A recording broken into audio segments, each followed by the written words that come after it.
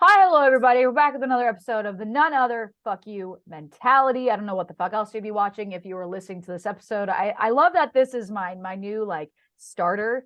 My best friend Taylor, she was like, "Yo, you need to get like the audio that they put on before they start the podcast." And I'm like, I don't know what I would want it to say. So now I figured it out. So that's really exciting. Anyway, I have yet another individual that I know specifically from social media, but it's kind of funny because this is actually our first time speaking or even like really seeing each other. But she was actually referred to me from a good friend of mine. Her name is Meg, and she put me in contact with this person. We were just talking to like different people that she felt would align with the fuck you mentality and is an honest and raw person in this space. So you guys probably know who she is. I'm gonna be funny. I actually did not know 100% who she was. There's a whole group of people that I did not know who they were. So without further ado, I'm gonna let her introduce herself. So who the hell are you? What's going on? What are you doing? And how's life? What's going on? Hello, I'm Bailey Lavender. I am well known on TikTok, I guess you could say, is where I have majority of my platform based out of. And I do Salon from Hell skits about my life within the hair industry. Salon from Hell. I didn't realize it was called that. Salon from Hell skits. Yeah. Yeah. Wow. Um, Yeah. A lot of people are into like the Karen skits and stuff, but mine is more of like the back end of what goes on when you're in the break room, or the horrible like salon owners, or the horrible coworkers that you have to deal with. And mine's that portion of the industry. okay.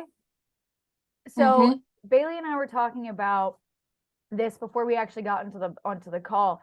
So I'm not on the skit side. So I Mm-hmm. wasn't really like I wasn't brought into the industry from the skit side of the world. But I just learned this from Bailey. These situations that she specifically creates skits on are actual skits that have happened in her life. Yes. It is a true story. A lot of people think that I just kind of pull it out of thin air. These are true situations that have happened that I wish I could have said in a different way. So, like when you're in the shower and you're like, I wish I would have said that instead. That's a better comeback. That's what I started this as, is just kind of therapeutic, getting out what I wish I would have said. And it just kind of took off from there and flourished. I, of course, had started with like the Karen skits that I feel like a lot of people do. And I had molded my clientele to the point where I don't have Karens anymore. So I ran out of like the work to be able to post on social media. So I was like, let me talk about what I really feel like is important to some of these younger stylists or other stylists that feel like they're the only ones that have gone through it, and be able to relate that way. Wow, okay. Mm-hmm. So what I guess I have to know, like, what got you into doing skits? So I actually was in theater for 8 years.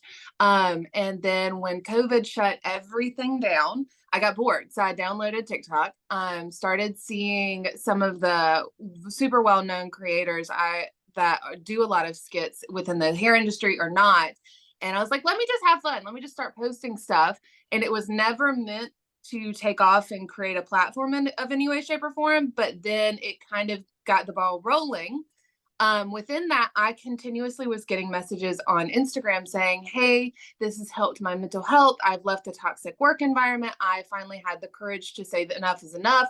You made me realize that this is a horrible environment, that this isn't normal, blah, blah, blah.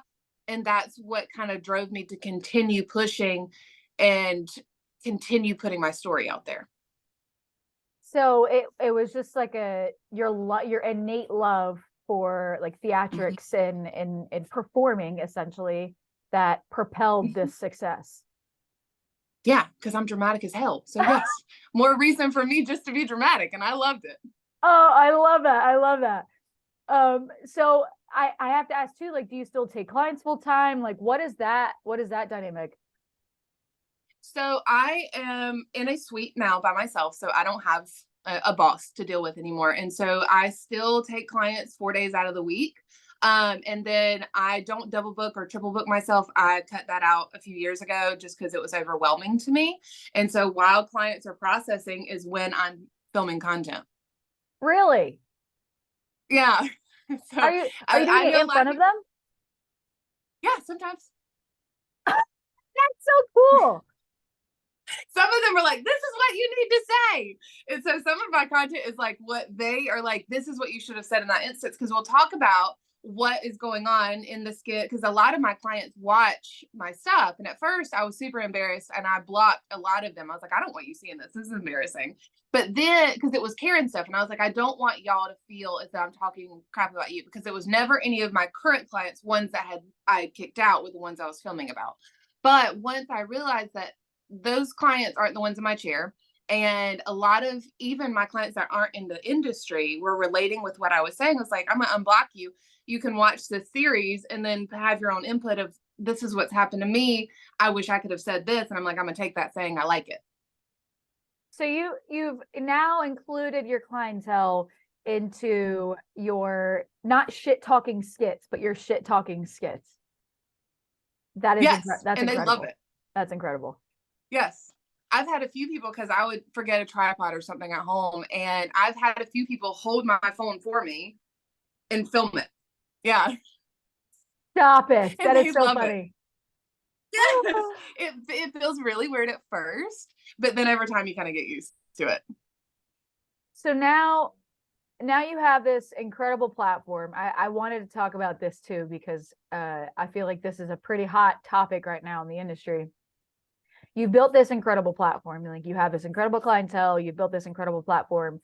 How many followers right now do you have on TikTok? Currently 1.4 million. What the hell do you do with 1.4 million followers? What do you do with that? And I'm not degrading. I am still trying to, yeah, no, I'm trying like, to wrap my head around it, because it's crazy. It's nuts. I didn't really understand the amount of people I had, because I don't try to look at that and be boastful in any way, shape, or form. But this past weekend, I was at America's Beauty Show, and I was with some really well-known creators that have a ton more of a following than I do.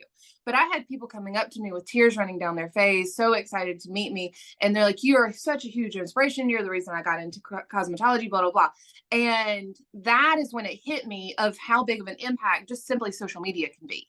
mm-hmm. I never realized how you laying in bed at night, scrolling through your phone, getting to know these people. Like, I feel like I know you, because I've followed you for a while now, where I feel like I know you really well, because I have watched you,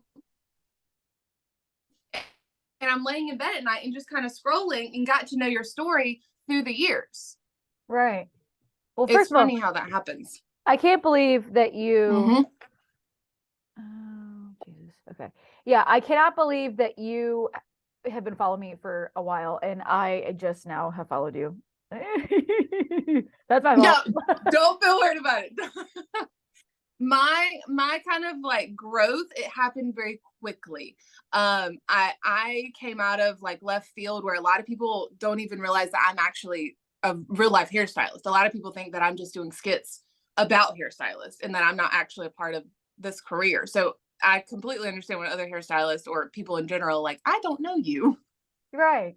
I mean, and to be honest too, I wasn't sure if you were still practicing. I thought that you were just full-time content creator. Mm-hmm. Yeah, that is one thing I want to start focusing on soon, is actually filming my work, or me doing my work, and starting posting that more often. I think I just got in such a rhythm that I forgot people may actually want to see what you do behind the chair, and not just you bitching about it. Maybe, yeah. I mean, hell, I mean, if it works, you never it works. know. You never know. Exactly. Wow, that's so so do you get clients from social media, despite the fact that like your design isn't necessarily like that? 100% of my clientele, other than family, is from social media. Wow. Even with like the skits and stuff like that. Always. And that is what like took my business off. I have always been social media based, of like Instagram, Facebook, that kind of thing, building my clientele since starting in the industry. But of course I still had a few pockets to feel of where people would fall off, or I'd gain extra day or something like that, weird low traffic season. But since social media, since TikTok, my book has never gone thin. I have now had to cut my book off for the time being with me traveling, because I can't get any more clients in. Wow. because that's one thing that I don't agree with is some people want to come to me purely for my personality Mhm. and because they relate with me online. And I'm like, hold on, I want you to know what my specialty is. I want you to know that I'm the best person for your hair. And that's why I require consultations prior to even booking a color appointment with me. Because what if I'm not the best person for you? What if there's someone better in the area that specializes in what you're asking for? I'd rather you go to them. That's exactly how I personally run my books as well. It's not about Mm. like I love that people want to sit in our chairs because we're funny or that Yes. we look the way that they, that they like or whatever the case Mhm. may be. But ultimately, that if our energies don't align, I love that you love me. I love that you want to support me, but it's not going to be a good fit. And ultimately, it's going to leave a bad taste in their mouth. It's going to leave a bad taste in our mouth. And the next thing you know, we might get some fucking hate video on TikTok, like, oh, fuck the stylist. She didn't do what I wanted her to do, and blah, blah, blah, blah, blah. Yes. It's like, but did you look at my work? Like I personally am a low maintenance blonde specialist. That's what I love. That's what my bread and butter is. I don't do fantasy work, fantasy color. If I had this patience that some of these fantasy color specialists had, I would love to do it. My ADD can't take it. I can't have you in my chair for that long. And I know colorists in my area who love doing it and they're amazing. So I refer out to them because Mhm. I know that they're going to do a better job than what I can. Right, exactly. It's I'm still just like wrapping my brain around the fact that like you built. I hope anyone who's listening to this Mhm. understands what I'm saying right now. You built a clientele, of course, like promoting that you're a hairdresser, no shit. But Oh yeah. a lot of your following was built based off of who you are, not Mhm. necessarily what you offer. So Yes. it goes to show that social media isn't just this like selling point. It's about putting online who you are as an individual, your day-to-day life, whatever the case may be, but you just so happen to do hair. Yeah. So I get, oh God, there's a bug. I get a lot of questions, how do I promote myself? Like I can't get myself on social media, da, da, da, da, because a lot of hairdressers look at social media as it's just this portfolio. That's all it is. It's just a portfolio. When when people come to us and they're like, how do I do it? And I'm like, baby, I'm an internet personality. I'm not Yeah. just selling my work. I'm selling me, I'm my selling, time. right. I'm selling who I am. Yes. Yeah. And the thing I like to drive home with anybody who's listening and anybody who ever asks me these questions is people don't sit in your chair because of what you do. It's because of who you are. Yes. And ultimately, yes, like we have to protect our peace and be really careful about who is sitting in our chair. But if the only thing that you're fixated on is just selling hair, that can't build you a clientele because anybody can do hair. I hate to Hmm. say that, but anybody can. But what the hell makes me any Yeah. different from the next person? What makes me different from you? Hmm. What can you produce? How do I feel comfortable with you? One of the kickstarting points of where I started to gain traction within my social media platform was I started talking about how I offer silent hair appointments for introverts or for people that have a lot going on in their world and they just don't want a moment to sit in quiet. That was a selling point where now I get tagged in videos all the time. It's like, you're trying to steal Bailey's idea. No, I'm glad that that is now becoming more of a common thing because stylists are starting to talk about this is who I am and this is what I offer, not just what I can do, but what I can offer you for your mental health, as well as what I can produce on your hair. Because people want to sit in your chair and feel comfortable and safe and protected, and that they're not only leaving with good hair, but a good headspace. Right. Right. And I'm Mhm. glad that you're touching on the mental health aspect because there's a lot of different avenues we can go down with this one. Um, but I think the first one, and I really resonate with what you just said, with the whole protecting your peace thing. I think it's unfortunate that we have a oh God, I can't talk, an industry where I'm like, I do that all the time. Jesus. Ugh. We're in an industry where it's people forward, you know, and Mhm. God forbid you put yourself in that same position as people forward. Like I can put myself first. And Mhm. I've seen, and I know that I've endured it, you've endured it, a lot of us have, where our entire career started with people forward, people pleasing, everybody else gets they get precedent over our own self. And as our industry has evolved, we've realized if I am empty and if I am not 100%, I cannot give my clients this 100%. And I'm finally seeing this an amazing shift, whereas you just said it yourself. I do consultations, you know, in-depth consultations with these people before they're ever even able to book an appointment. And that's putting your mental health first. That's not even just like a hairstylist. That's just my mental health. Because if you're gonna fucking trigger me and piss me off, I can't take you as a client. Yes. I just can't. And I feel like our industry very, very, very slowly is finally making that shift. That it's not about people pleasing. We're not a service industry. We're just not. I understand in some regard, sure, we are. But ultimately, we are providing a luxury experience, essentially, on top of a good service. But ultimately, it's the experience. It's the way that they feel. We're a feel-good industry. So we're finally kind of taking back the reins from the public. It's not just, I want my hair done, I want 6 foils, and I want to be charged $20. It's, hey, I would like to get my hair serviced by you. And we come back with, okay, let's figure out how. Yeah. Because now when I talk to these baby stylists and when I have these like coaching calls with them, I ask them, what's your experience when your client walks in the door? From the time that they come in to the time that they leave, not just, because they throw their portfolio at me. Look what I can do. You can do amazing work, baby. You have done classes. You can do amazing work. What is your experience when your client comes in? What's the music like? Is it clean? Are they feeling like they are able to just get everything off their chest? Is it super loud and chaotic? Are your coworkers talking shit about their last client to you? Like, what are they hearing the entire time that they're sitting in your chair? Because the client's not only paying for amazing hair, but what they're leaving with in their mental space. We're seeing such a huge influx of stylists going independent, like yourself and myself, who are in these really private spaces, because it's also unfortunate too that these cultures are not really being captivated in a lot of these big salons. Yes. You know, and I get it. Business is business. We all have bills to pay, and I totally fucking understand. However, we have to remember we are a feel-good industry. The space has to feel good. The ambiance has to feel good. The music, the everything, the energy, literally everything. It's not pump and dump. It's not just turn them and burn them. It's not about that anymore. And not a factory line.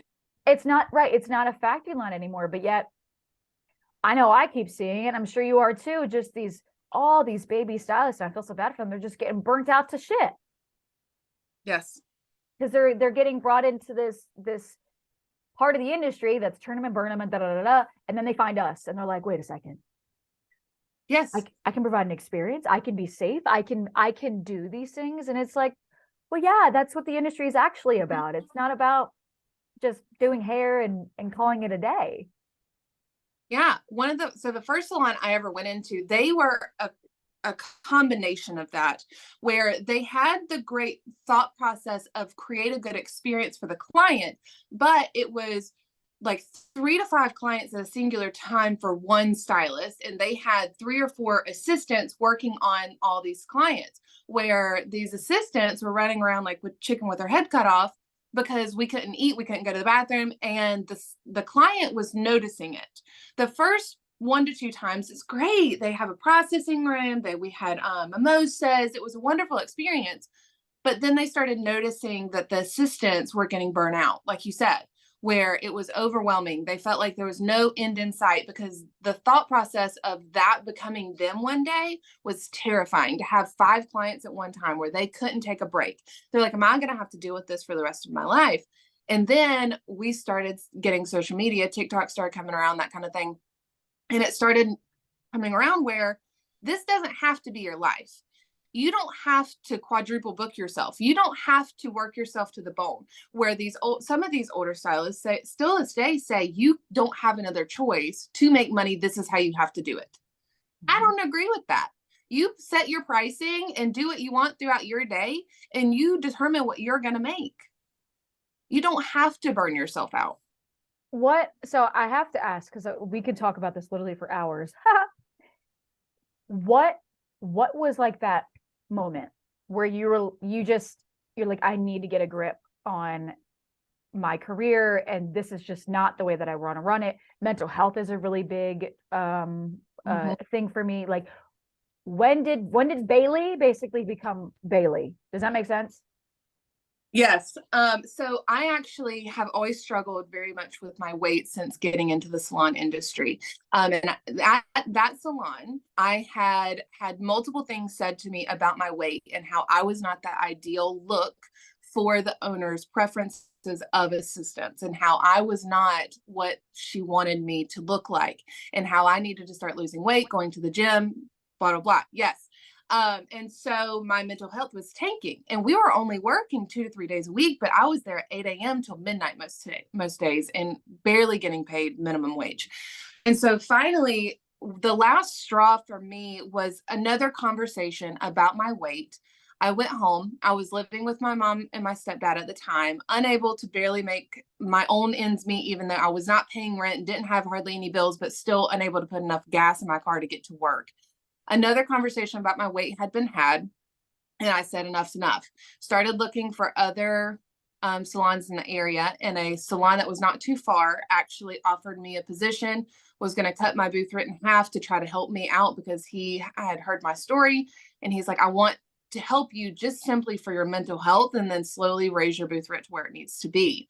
At that point, I had the conversation with my mom, and she said, Bailey, this is the time. You don't have bills. What are you losing? You're not making money to begin with. Yes, you have about 1.5 years of experience with the stylist who treats you like shit.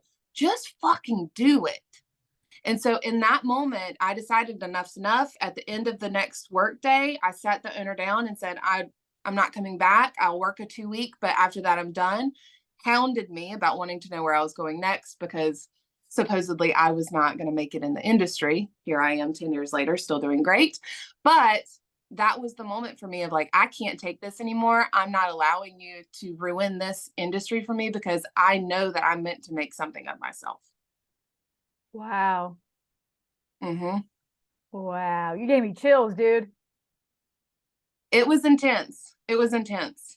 I've had clients that now are in the industry that were previous clients of that salon reach out to me and say, I could see how bad it was, and I see how well you've done, and I'm so glad they've run out of business, and you're fucking showing them up. Wow. Mm-hmm. She's not even in the industry anymore. Wow. I mean, I thank God.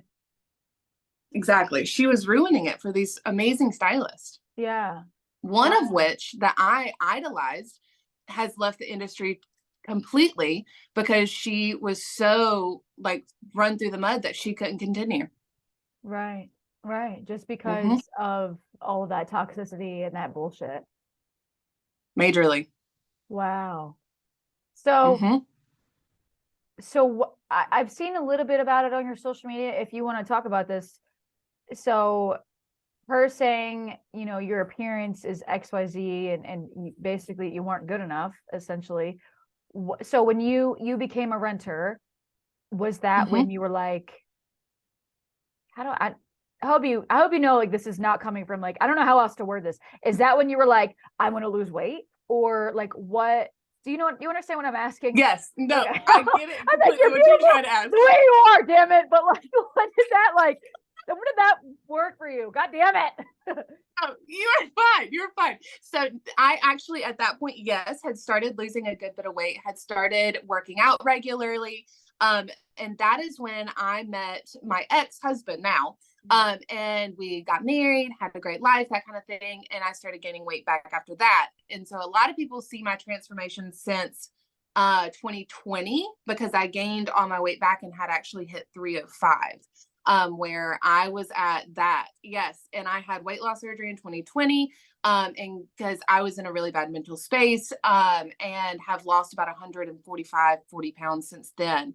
But after leaving the first salon, I got big into going to the gym, got big into like eating properly. The salon that I had moved to was at the time really good for my mental health. It slowly got toxic very quickly after that. But being out of that first salon allowed me to refocus on what my goal was, which was creating a good space for not only my clients, but myself. And if I can't create a good environment for myself, then the people that I love that I'm trying to bring in, I can't create a good space for them. Right. Wow. Mm-hmm. A lot of my interviews, I'm always like, wow. You guys just leave me speechless half the time. I'm just like, wow, okay, holy shit, so you initially lost the weight and then toxic bullshit. It's so crazy. The toxicity, like okay, I'm glad that you're saying this because I 1000% agree. With like the toxic bullshit, that's what ruins you. Ruins it. That's what ruins it. I mean, I also was married. I also got divorced. I also gained a fuck ton of weight when I was married, and I lost all of it as I started leaving him. And I'm like, wait a second. That's all I had to do. That's all I had to do was leave. All I had to do is get happy, damn it. Yes. Yeah, that's all I had to do. It's all I had to do was like work on myself, like get in therapy, and like you breathe a little bit. I love therapy. I love therapy. So okay, so now when did you open the suite? And why? Why did you open the suite? When did you open it? So I was at the time working for a company that was flying me all over the US selling hair extensions for this brand with stylists and doing like these little expos for stylists in the area. And I was at the time engaged. And I said, enough's enough. I'm tired of flying all over the US and I want to be home. So that's when I came back to Greenville and started my suite with a coworker that was also there. But we were both driving about 30 minutes to that salon. And so we both opened a tiny little suite in this building, but it was teeny tiny because we're like, we're just going to hit the ground rolling and see how it goes. Fell in love with this place. Got into a bigger suite, and then she had been in the industry close to 20 years, I believe. And she's like, I'm done. She had a whole bunch of family issues going on. And so she decided to leave the industry. And so I tried one other suite mate to come in there with me to cut the rent in half. Cause I was like, I don't think I can do it by myself. Owning a suite by yourself, it's expensive. And I'm still new-ish to the industry. I don't think I can do it. Could not stand working with that other stylist. Not saying that she's a bad person. We jive differently. It's hard with coworkers with your baby. Your business is your baby. And so I ended up having a conversation with her. I was like, I love you, but we run our business completely different. And I think our goals are very different. So maybe we need to go our different ways. And so ever since then, I think it's about 5 years ago, I have been in this suite by myself ever since and have absolutely loved it. Mm-hmm. Why do you think you work better alone? I'm bullheaded and I like things a particular way. I don't like having to mold myself to somebody else. I feel like early on in my career, I continuously was molding my style, how I interacted with people, the conversations that I could have with my clients to meet someone else's standards. And I don't want that. If someone is coming to me, I want them to come to me and undoubtedly myself. And here I can do that. If someone is crying, having a bad day, I want to be able to close my door and let them bawl it out. But with someone else in the room, I couldn't do that. They felt awkward. They felt like they couldn't actually live these emotions and have this very personal relationship. Because originally I didn't want to be a hairstylist. I wanted to be a therapist. And so mental health to me is very big. So me too. You're kidding. Yeah, I went to school for psychology for like 1.5 years to be a developmental psychologist. Yes. Anyways, that's ironic. Anyway, it's a common thing. Where like some hairstylists, either they go into it because they loved it from high school and they're like, this is what I want to do my entire life, or they were going to become a nurse, or they want to be a therapist. Yeah. Yep. Anyways, Every sorry. single time. No, you're fine. I had to blurt that out. And so mental health to me is huge. So now that I'm in my room by myself, I can create whatever experience that particular client needs to have the best experience that they can have. Did you ever see yourself owning like a bigger spot and having employees, or have you always, or you're like, no, like I think I figured out, I just want to be alone? I go back and forth. For many, many years, I said absolutely not, never. I hate that idea because of the toxicity I'd been a part of. But I now wouldn't hate the idea of slowly expanding, where I get to kind of take these people and create my own little, what is the best word for it? Just little group of society that's like, mental health is important. I want you to grow as a stylist. I want you to be the best you can be. And if you want to leave, absolutely go. And I love you. And I'm always here to support you. Like, there's not enough of that in this industry. It's always non-competes. And when you leave, you talk shit about the stylist and that they were horrible and you can't talk to your clients. Like, I don't want that. And so that is one reason I've actually debated on one day possibly getting into it. But that's a scary jump. Mm-hmm. Yep. I was just talking about it. I was on TikTok live before I got onto this interview. I used to own a salon, and I loved it. I loved having it because my goal was safe space, creating safety with my clients, creating safety for my girls. Everybody felt good. I mean, we would get phone calls and text messages from our clients like, hey, can I stop by after work? And I'm like, yeah, did you pick something up? They're like, no, I just had a bad day. They would just come and bring wine, and they would sit with our other clients, and we would all just like yuck it up. It was incredible. I loved what I had created. But where I fucked up, and I was just saying this on the live, is I created the space, but when I left, I didn't teach them how to maintain it. Oh. So it fell short real fast. And I think that's like, I'm glad that you're honest with yourself, because it's not that you can't create it. It's, can I teach exactly how I want this to look like and sound like? And will the people that are a part of this also see that exact same vision, where the safety and all of it doesn't go away? Yes, that it stays forever. And if you were to leave, if you were to take vacation, if you were to go on a trip of some sort, do you come back to chaos, or do you come back to a well-structured area that is not because you're this horrible person and can't have it another way, but because that's what they enjoy, what they love, and what they enjoy coming to work to be a part of? Right. And that's a hard line to walk, especially when you're saying that you're bullheaded, right? Yeah. And that you like things done a certain way. That's exactly why I have to work for myself, because I'm the same damn way. Yeah.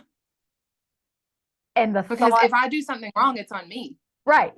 And if you do something wrong, it's on you. But also, like, if you want to try things out, it's not as like the rewards, and I don't know. It's kind of hard to explain. As much as it sounds like a control thing, it absolutely is 100%. Yes. Are you the oldest child? Yeah. Same. I think it's an oldest child thing. Yeah. Where I want you to know what I'm thinking sometimes. If not, I'll explain it to you, but I want it done that way. Yes. And that's unfair of me to think. And I'm fully aware of that. And that's why I'm like, do I need to do it? Maybe it'll work out. Never know. God, that is so true. And it's not like you can't let it go. It's not that you don't want to. You're just honest with yourself. No. And creating safe spaces is still a kind of taboo thing in the hair world. Like, not a lot of people look at the industry as and they don't have necessarily like this motive. You know what I mean? Right. So that's also what's terrifying. But realistically, we have to break the mold in order for it to work. Mhm. Exactly. Things Yeah. are always changing. We have to make it better. It's our responsibility as the next generation of elder hairstylists to make sure that we're not passing along bad habits. Because what we grew up in is hairstylists pounding in our head that you take clients from 8 a.m. to 10 p.m., you're double or triple booked, you don't take lunch, you don't take time off, and you never move a client. You do it for cheap, and you do it chunky, or you do whatever they ask without any kind of questions. You just do it. And that's not how we need to leave our industry. We need to leave it better than how we found it. Yeah. That's all. That's a mic drop right there. You just layered it all out. You're like, da, da, da. I'm like, yep, yeah, oh yeah, yeah, huh? The way you had that all worded out beautifully. Sometimes So it happens. It's very rare. hey, when you're passionate about something, though, it comes through, right? Like those things really Yes. start rattling off. So now I have to ask too, because I like to end things on this and to get people thinking, what's next for Bailey Lavender? What is she doing? What's going on? I currently in the near future, I am starting to get back into hair shows, surprisingly enough. Went to the Chicago one a few weekends ago. We'll be in June going to premiere, which is a big deal for me. Oh, you're gonna be there? Oh, yay! Damn right. It's a weird thing for me because the last one, other than this one I just went to, was Premiere, was with the first salon I ever went with, and it was a horrible experience, not because of Premiere, but because of the salon. And so little steps like that, getting into a better headspace about things and rewriting my story, I'm excited about. I'm gonna take a step back for a second. Can we normalize being afraid of life because of what has happened in our past experiences with our jobs? It is so common. We avoid doing things because we did it with someone else and it was horrible. I was telling Meg was the first friend that I'd made out of the last salon that I was at. And I was trained to think, mind you, I'd been a salon owner for 6 years. I loved people. I loved camaraderie. I loved creating connections with people. I was from a small area and community was really important for me. So then moving out to California, I'm a small guppy in a giant pond. So yeah. Coming out here and then kind of being told,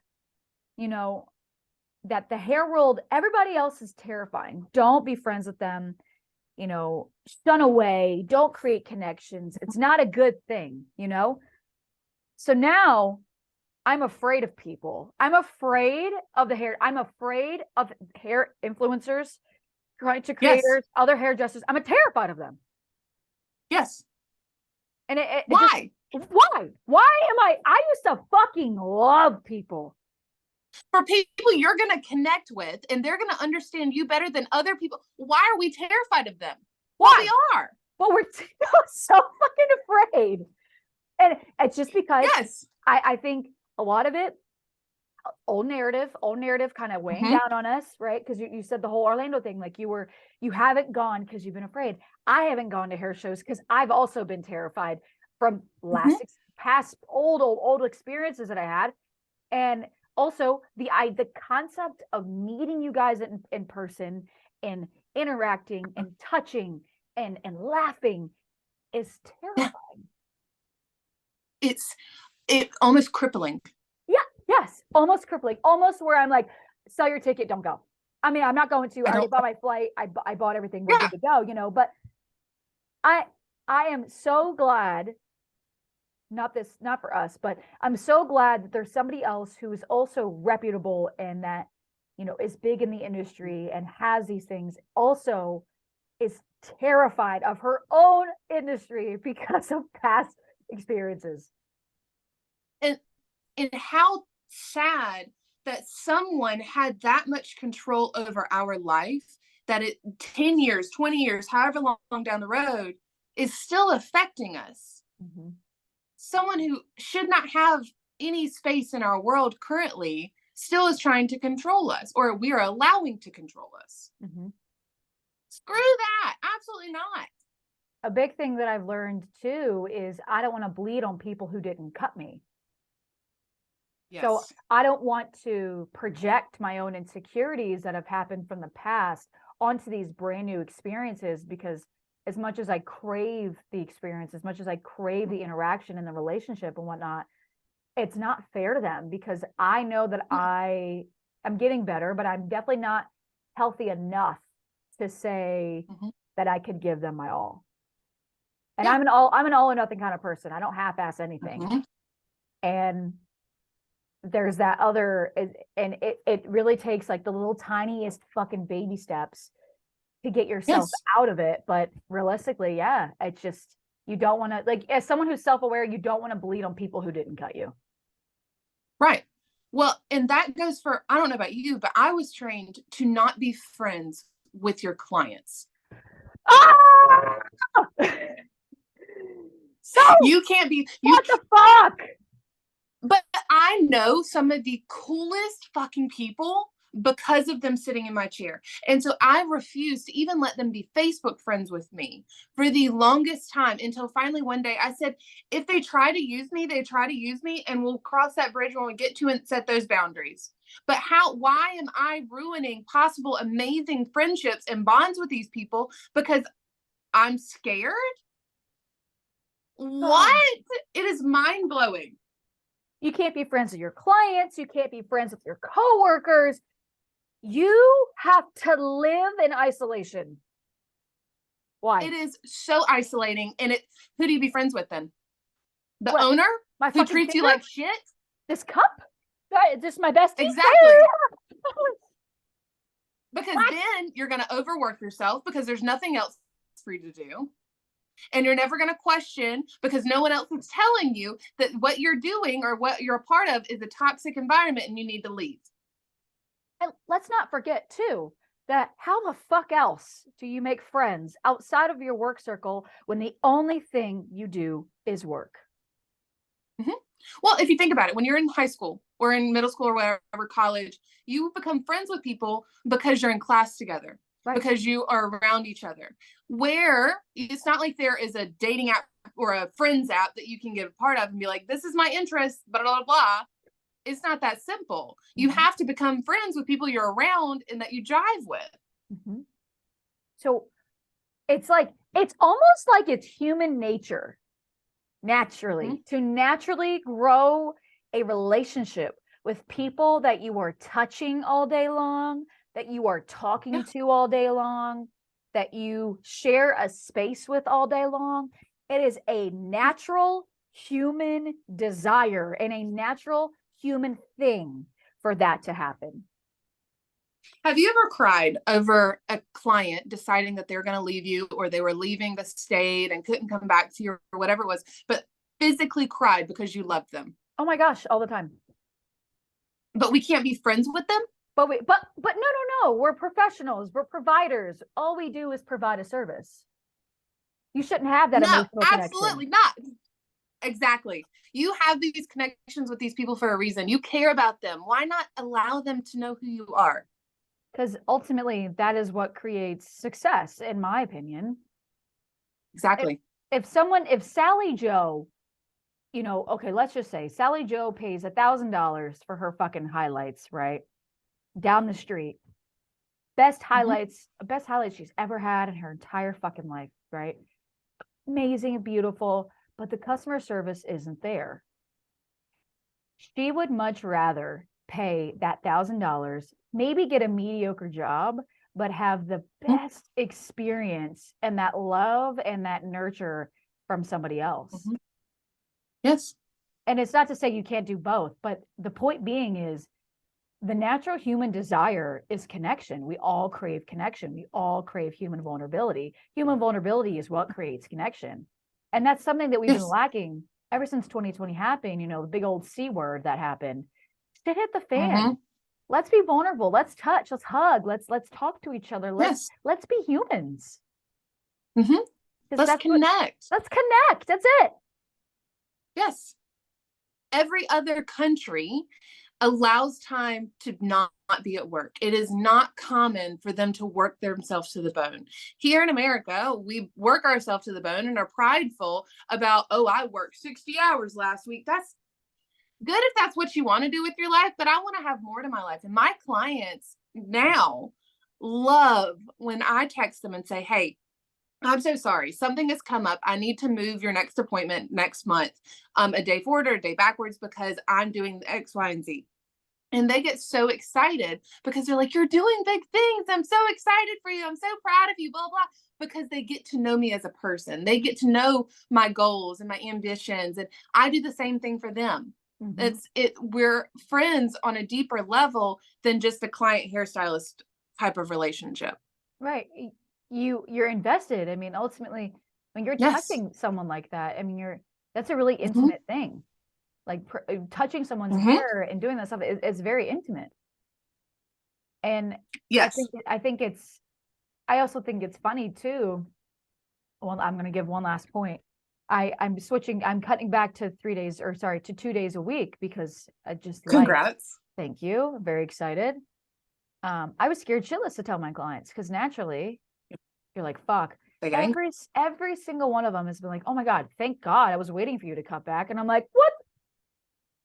What do you mean you're waiting for me to cut back? And because they know all the different things that are going on and et cetera, et cetera.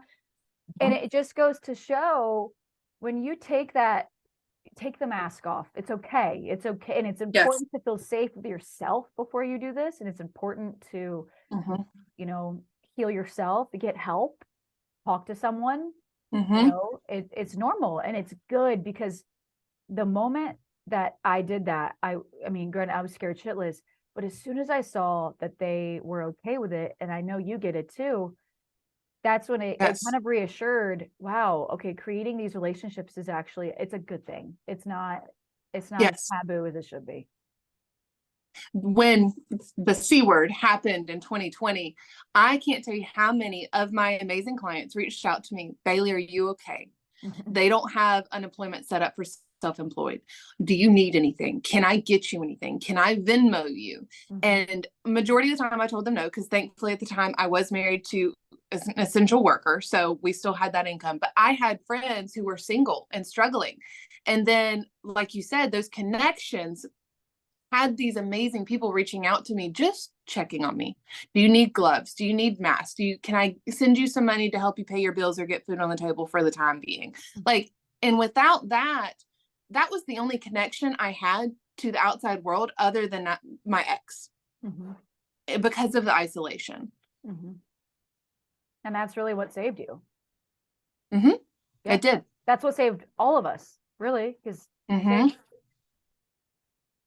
I should say all of us that had a business model that was built on love and connection and not built off of greed.